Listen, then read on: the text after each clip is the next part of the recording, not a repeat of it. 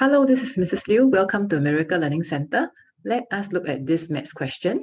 We are given that S is equals to B square minus U square over 2A.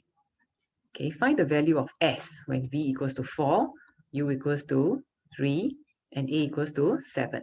So we put in this value 4 inside here. So it's actually 4 square minus U is 3. 3 square divided by A is 7, so 2 times 7 is 14. So 4 square is 16 minus 9 over 14. So we have 7 over 14. So the answer is half. Okay, next question. We're going to factorize this equation. So we have 15xy plus 10y minus 40yz. So what is common between all of them? The common factor is 5y. 5y. So we take out 5y as the common factor.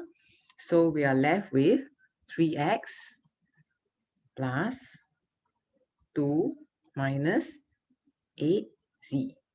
So this will be our answer. That's all for today. Remember, you are a miracle.